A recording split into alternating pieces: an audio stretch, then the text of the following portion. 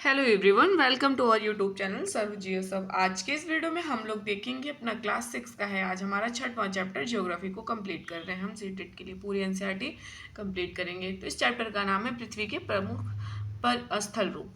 पृथ्वी के जो प्रमुख स्थल रूप है उनके बारे में हम पढ़ेंगे। प्लीज़ आप लोग वीडियो को एक बार लाइक कर दीजिएगा और चैनल को शेयर सब्सक्राइब कर दीजिएगा। आप चित्र में देखिए होंगे 6.1, ये देखिए चित्र, ठीक है, हमारा 6.1 ये पर्वत श्रृंखला हो गया, पर्वत हो गया, पठार हो गया, झील हो गया, पहाड़ी हो गया। इसको देखा आप देखेंगे कि पृथ्वी की सतह सभी जगह एक समान नहीं है। मतलब जैसे देखो कहीं पे एक समान है नहीं, कहीं कहीं ऐसे है, फिर ऐसे है, फिर ऐसे, फिर ऐसे, फिर इस तरह है, फिर इस तरह, फिर इस तरह है। तो कहीं पे एक समान है नहीं। पृथ्वी पर अनगिनत प्रकार के स्थल रूप है, बहुत टाइप्स के, एक टाइप के हैं नहीं। कहीं पे देखो भूमि एकदम सपाट है, कहीं पे थोड़ा थोड़ा टीला है, कहीं पे पहाड़ बना हुआ है। स्थल के कुछ ऊंचे नीचे भाग कुछ समतल होते हैं, मतलब कुछ ऊंचे नीचे होते हैं तो कुछ समतल होते हैं। ये स्थल रूप दो प्रक्रियाओं के परिणाम स्वरूप बनते हैं। मतलब ये जो स्थल रूप जो है तो प्रक्रिया होता है, उसके परिणाम स्वरूप बनते हैं। आपको ये जानकर आश्चर्य होगा कि मैदान जिस पर आप खड़े हैं उसमें धीरे धीरे गति हो रही है, मतलब मोशन हो रहा है। ये तो हमें पता ही है कि पृथ्वी के अंदर लगातार गति हो रही है, पृथ्वी अपने अक्ष पर घूमती है, अपनी एक्सिस पे। प्रथम या आंतरिक प्रक्रिया के कारण बहुत से स्थानों पर पृथ्वी की सतह कहीं कहीं पे क्या है, ऊपर उठ जाती तो कहीं पे धंस जाती है। दूसरी दूसरी क्या चीज़ है, दूसरी ब्राह प्रक्रिया के स्थल से लगातार बनने या टूटने की प्रक्रिया है।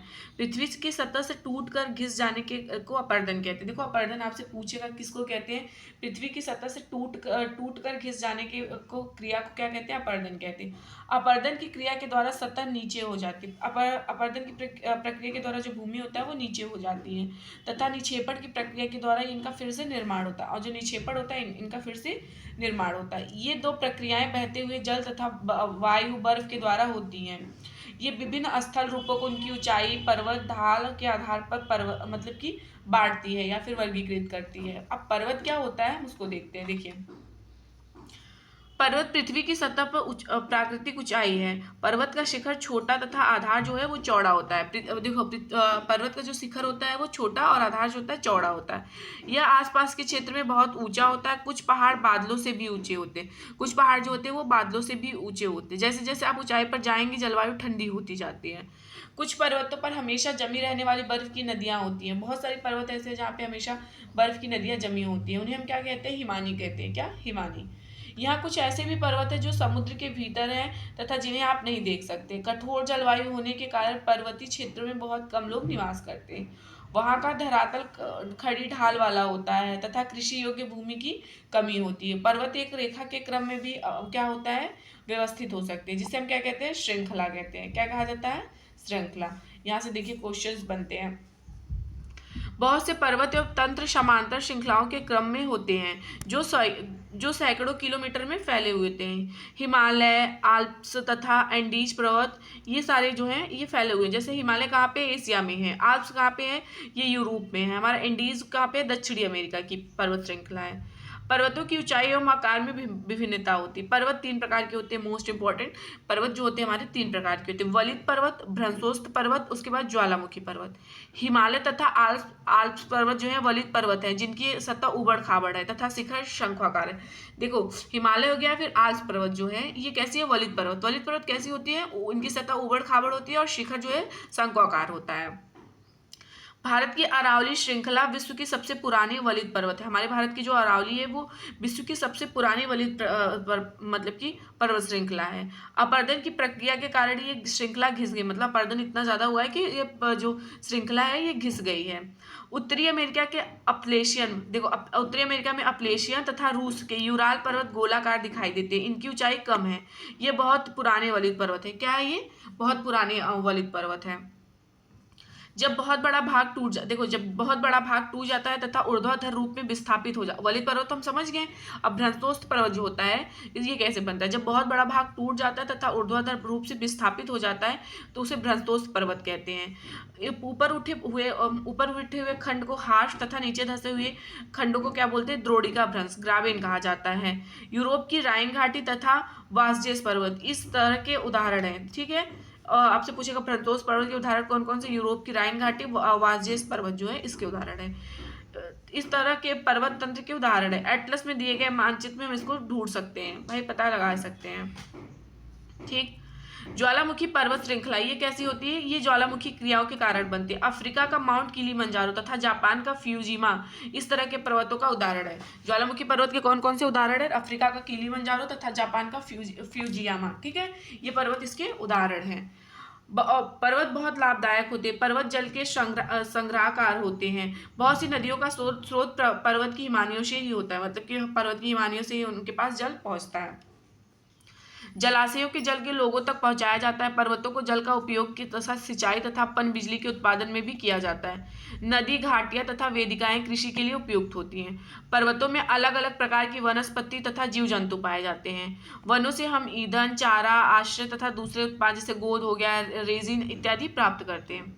सैलानियों के लिए पर्वतीय भाग उपयुक्त स्थान है। ये पर्वतों की यात्रा उनकी प्राकृतिक सुंदरता को देखने के लिए करते हैं। विभिन्न प्रकार के खेल जैसे paragliding, hand gliding, river rafting तथा स्की पर्वतों में ही प्रचलित होते हैं। ये सब हम लोग देखिए देहरादून वगैरह में होता रहता है। पठार से बहुत क्वेश्चन आते हैं। पठार उठी हुई तथा सपाट भूमि। क्या है पठार? उठी हुई है और तथा इस तरह उठी भी है, उसके बाद ये सपाट है, मतलब एकदम ये सपाट टाइप का है। यह आसपास के क्षेत्रों से अधिक उठा होता है तथा इनका ऊपरी भाग मेज के समान होते हैं। कैसे? टेबल के जैसे होते हैं। किसके जैसे? टेबल के जैसे। टेबल के जैसे सपाट होता है। किसी पठार या एक से अधिक किनारे होते हैं। किसी मतलब पठार के एक या उससे अधिक किनारे हो सकते हैं, जिनके ढाल क्या होते हैं? खड़े होते हैं। पठारों की ऊंचाई प्रायः कुछ 100 मीटर से लेकर 1000 मीटर तक हो सकती है। पर्वतों की इस तरह पठार भी नए पुराने हो सकते हैं। भारत में दक्कन का पठार जो है सबसे पुराना पठार है। भारत का जो दक्कन का पठार है वो सबसे पुराना पठार है। केन्या, तांजानिया, युगांडा का पूर्वी अफ्रीकी पठार या ऑस्ट्रेलिया का पश्चिमी पठार इस प्रकार के उदाहरण है। तिब्बत का पठार विश्व का सबसे ऊंचा पठार है। आपसे पूछेगा मतलब विश्व का सबसे ऊंचा पठार कौन सा है? तिब्बत का पठार है। ये कितना है? जिसकी ऊंचाई समुद्र तल से कितना है? 4000 से लेकर 6000 मीटर तक है। पठार बहुत उपयोगी होते हैं क्योंकि उनमें खनिजों की प्रचुरता बहुत होती है। यही कारण है कि विश्व के बहुत से खनन क्षेत्र पठारी भागों में स्थित है। अफ्रीका का पठार सोना एवं हीरे खनन के लिए प्रसिद्ध है।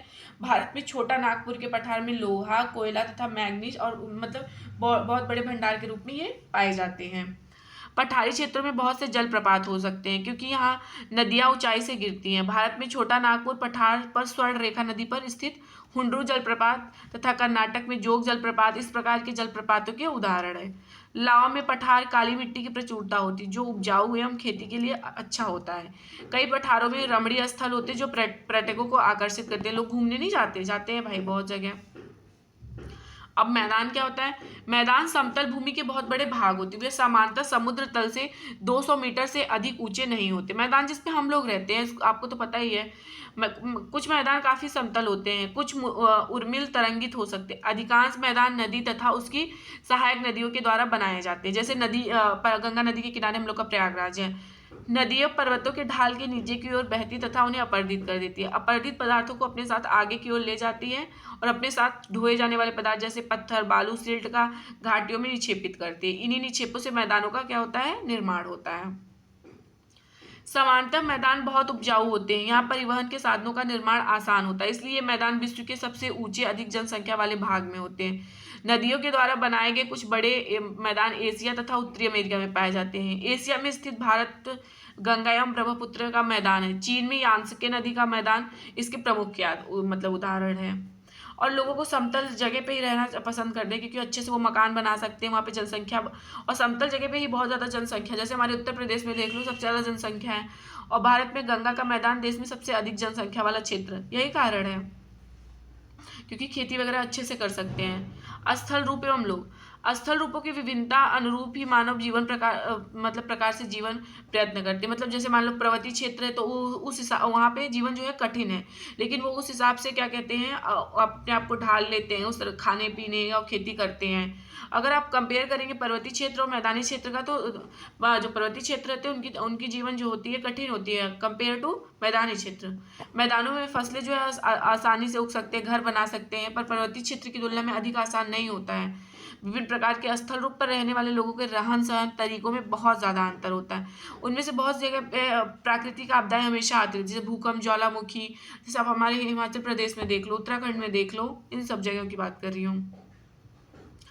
हम कितने तरीकों से जल तथा स्थल को उपयोग में ला सकते हैं, इसका पता लगाने के लिए आसपास के क्षेत्र में के क्षेत्र लगा सकते हैं। मतलब कि हम क्या कर सकते हैं, घूम सकते हैं, भ्रमण कर सकते हैं। प्रायः हम स्थल का उपयोग गलत तरीकों से करते हैं, जैसे उपजाऊ भूमि पर मकान का निर्माण। कभी कभी उपजाऊ भूमि पर हम मकान का निर्माण कर लेते हैं सबसे अलग सुंदर दिखाने के लिए, फिर ये गलत करते हैं। और इसी प्रकार हम बहुत सी जगह पे कूड़ा करकट फेंक देते हैं, नदी के पास पानी फेंक मतलब कूड़ा करकट फेंकते हैं, तो नदियाँ हमारी जो होती हैं वो प्रदूषित हो जाती हैं, बहुत दिक्कत होती है। तो ये हमारा चैप्टर छोटा सा था, इसमें बस थोड़ा बहुत समझना था। तो ये वीडियो समाप्त होता है। प्लीज़ वीडियो को लाइक करिएगा, चैनल को शेयर सब्सक्राइब करिएगा। Thank you.